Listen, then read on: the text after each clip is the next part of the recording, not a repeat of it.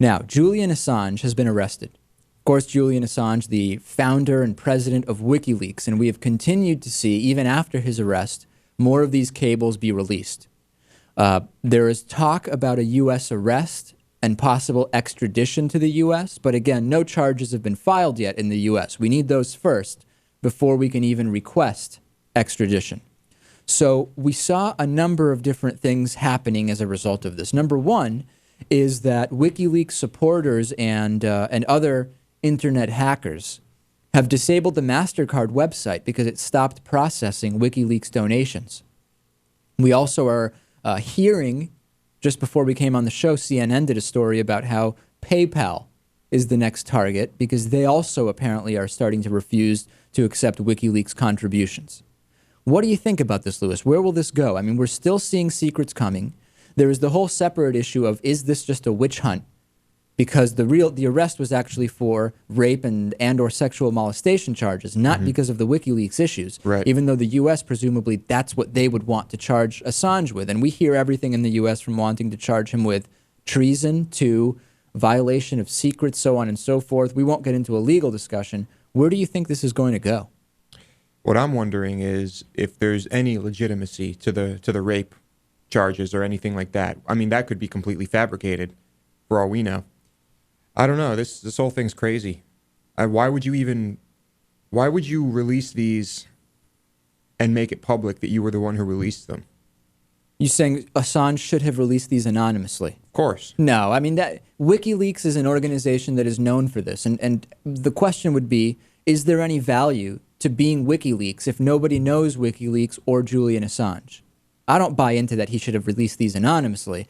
I just believe that the situation is getting bigger than the cables, than the sum of its parts. The situation now is getting to be bigger than rules about secrets, the content of the cables, Julian Assange, and the Army private first class who allegedly was involved in the release. The situation has ballooned beyond that. Now, my question is, we'll talk about this on the bonus show, but Dick Cheney has been indicted by Nigeria as a result of bribery in which Halliburton was involved. Nigeria has indicted Dick Cheney. My question is, would the U.S. go along with extraditing Cheney to Nigeria if they are so desperate to get Julian Assange extradited to the U.S. if charges are filed? And if you say, well, there's no real legal basis for extraditing Cheney to Nigeria, not true.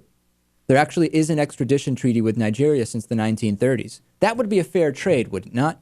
Assange comes to the U.S. and we get to question him, and in exchange, Dick Cheney has to face indictment in Nigeria for corruption and bribery charges. Perfect. You like that idea? I love it. Obviously, it's completely unlikely that we will see that. Even less likely, you would think, would be that WikiLeaks would be connected to Don't Ask, Don't Tell, but it has been. The American Family Association's Bryan Fisher, this is the same guy who said gay sex is domestic terrorism, and the Medal of Honor was feminized because it was given to a guy who saved lives instead of killing, even though the guy actually did kill people. Turns out Bryan Fisher got it wrong. Bryan Fisher is saying gays are at fault for WikiLeaks, not Julian Assange. It's the gays and lesbians in the military, Lewis. His latest column, which is clearly Pulitzer Prize material, accuses Army intelligence analyst Bradley Manning of being, at a minimum, seriously confused about his sexuality and leaked the cables to WikiLeaks in what Fisher's sources call, quote, a fit of gay pique. What do you think of that? It's gays and lesbians, Lewis. They're behind everything. I think why even discuss it?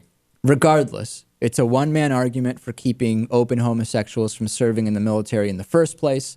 If the 93 law had been followed, there would be no private first class Bradley Manning and no WikiLeaks. That's the argument from Bryan Fisher. You let gays into the military, Lewis, this is what they'll do. Not hit on straight guys, not rape anybody like Paul Cameron wants us to believe, not create problems of unit cohesion. They'll spread gossip about Vladimir Putin in Canada. That's what the homosexual mafia that Michael Savage refers to would do. It's rumors about the Afghani prime minister. Right. That's really the root of it. They'll compromise national security. This is tantamount to the God hates fags people. I mean, gays are responsible for everything bad. The AFA is the same as the Westboro Baptist Church. There's no question about it in my mind. What do you think? I think Bryan Fisher's gay. You think that is what Sure, the case is? Sure. Why not? You think he has to be the next George Reekers in a sense, right? George Reekers needed somebody to handle his luggage, and he certainly found someone to do that in the proverbial sense. And Bryan Fisher may be going down the same road. I mean, I can't imagine being this fixated. I'm just going to call him out on it. Why not? Poll results. Is the latest WikiLeaks release good or bad overall? This was on davidpakman.com for the last week. 73% say that it is good, 12% say that it is bad, and 15% just aren't sure. The David Pakman Show is made possible by listeners like you and by Greenfield Savings Bank, building strong communities one account at a time, with offices in Greenfield, Amherst, Conway, Shelburne Falls, South Deerfield, and Turners Falls, and online at greenfieldsavings.com. By the Daily Hampshire Gazette and GazetteNet.com, connecting our communities with local news and information. By DIF Design, specializing in custom business websites at difdesign.com. Find out more about underwriting The David Pakman Show at davidpakman.com.